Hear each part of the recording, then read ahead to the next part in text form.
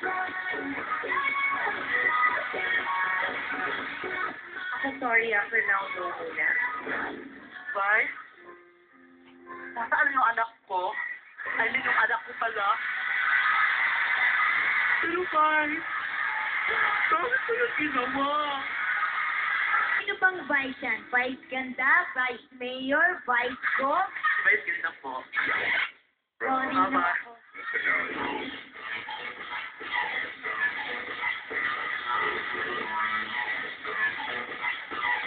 Sorry po, ito no.